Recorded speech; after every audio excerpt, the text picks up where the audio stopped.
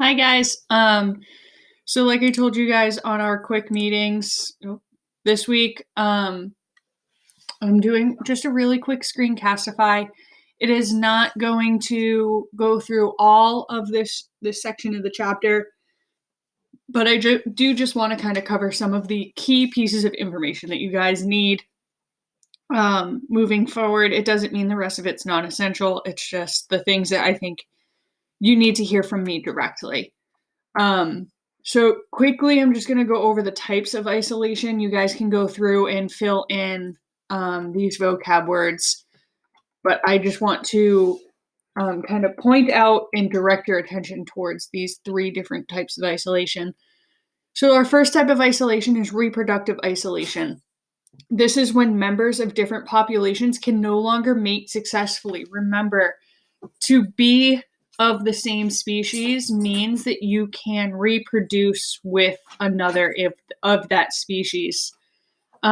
When species do get into reproductive isolation and they can no longer meet, it is the final step to becoming separate species. And this happens through the process of speciation, which is the rise of two or more species from one existing species.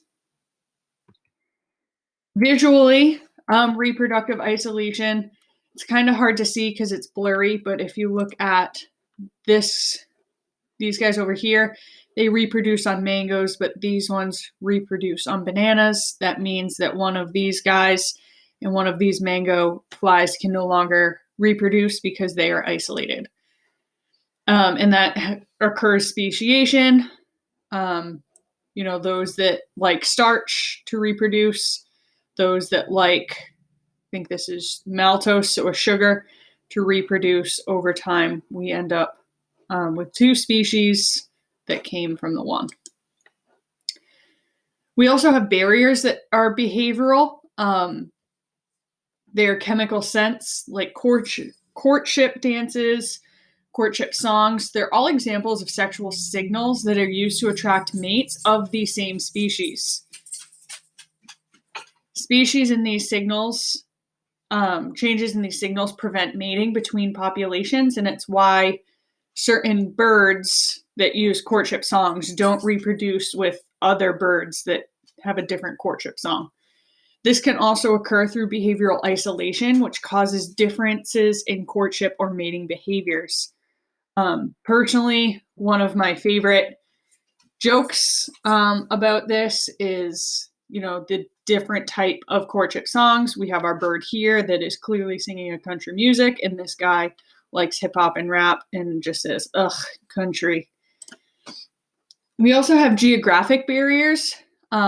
These are the most commonly studied form of isolation because we understand them and we can physically see them. They involve an actual physical barrier that divides a population into two or more groups that can include rivers where the species cannot cross the river, mountains where species cannot cross the mountain, or dried lake beds that created two new environments. So long-beaked finch likes grass to find seeds, while over here on the beach, he has a thick, short beak to break apart shells to eat.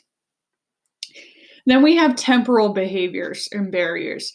Isolation is temporal barriers are isolation barriers that involve timing.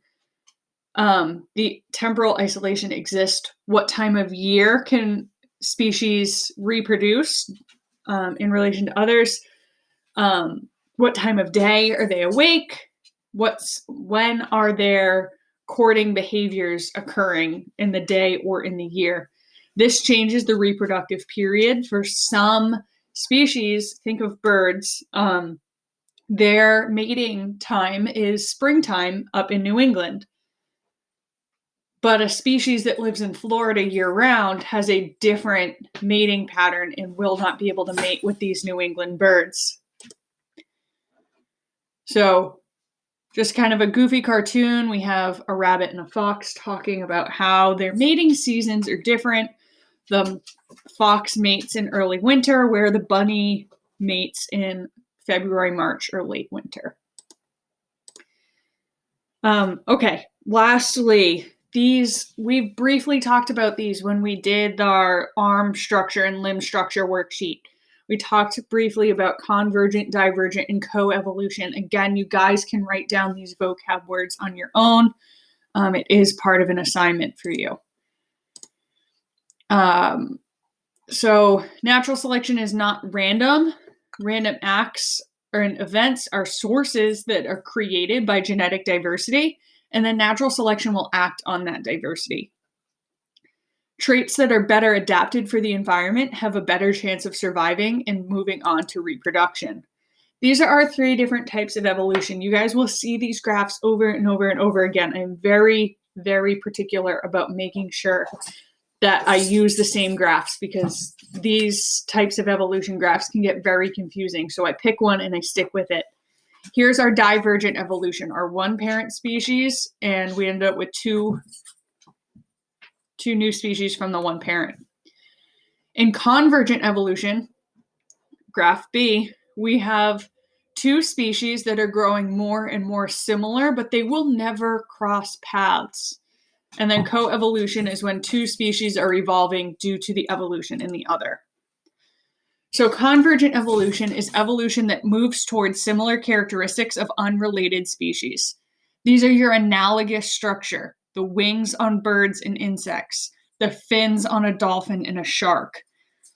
They have adapted to the same environment, but they will never become the same species. Divergent evolution is the evolution of closely related species in different directions. So, number 1 example is the red fox and the kit fox. They have different appearances that are results of adapting to different environments. These are also homologous structures, those structures that have the same internal bone structure, but they have different external functions. So, our arm, the leg of a cat, the fin of a whale, they all have the same bone structure, but the use or the function of that external structure is different. Species also share each other over time. So species that interact with one another in many ways can cause each other to evolve due to changes in the other. Think of a predator-prey relationship. As a predator evolves to catch more prey, that prey has to evolve to avoid the predator. It's not directly related to evolution, but it's changes in each other in order to evolve for survival. So it's the process of which 2 or more species evolve in response to changes in one another. Species do have the ability to become extinct. I'm sure you guys do know this.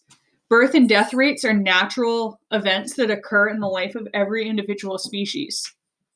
The rise and fall of species is what is a natural process of evolution. Extinction occurs when a species as a whole is unable to adapt to the changing environment and is wiped out entirely. We have things called background extinctions. These are extinctions that occur continuously but are at a very low rate. It's just part of the regular cycle of life on Earth. They occur at roughly the same rate as speciation occurs. It affects only one or a few species in a relatively small area, such as in a rainforest or a mountain range, where the species is already very limited.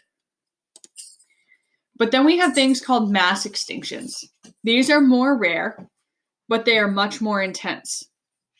Often they occur at the global level, and they destroy many and actually almost all species around the world. They occur suddenly in geographic time or geologic time and usually are the cause of a catastrophic event like an ice age or the asteroid impact that wiped out the dinosaurs. There have been at least 5 known mass extinctions in the last 600 million years. And that doesn't sound like a very long time, but if you consider that the Earth is one of the younger planets, and animal life on Earth hasn't been around for all that long. So to have 5 of these mass extinctions in 600 million years is very quick. Speciation occurs in patterns. It is said that there is repeating patterns of history of life. We get bursts of evolutionary activity followed by large areas of stability that get punctuated at equilibrium. We have episodes of speciation occur suddenly in our geologic time and then are followed by long periods of evolutionary change. And usually, once we're in evolutionary change for a long time, we end up with extinction. All right, last slide. Diversification is one of the ancestral species into many descendant species, usually that they have adapted to a wide range of environments. So think of the radiation of mammals that was followed by the mass extinction at the end of the Creatonic period 65 million years ago. That is, we had a wide burst of mammals come out after this mass extinction. So that's called adaptive radiation. Animals and plants and species adapting to changes due to a mass extinction to rebuild our Earth. So hopefully that was a little bit more helpful to you guys. Like I said, I wanted you to hear some of these notes from me. And I really am just going to come back to this slide one more time before I stop. This is a super important slide. I need you guys to know that divergent evolution is shown through homologous structures. Okay, that one species splitting into two. Then we have convergent evolution, those homologous structures where species that are adapting to a similar environment but are from a different background. And coevolution is species evolving due to the evolution in another. I hope this makes a little more sense to you guys. It's really hard when I can't see you face to face and talk to you guys about these. So I hope this screencastify is helpful. And if you guys have any questions, just shoot me an email.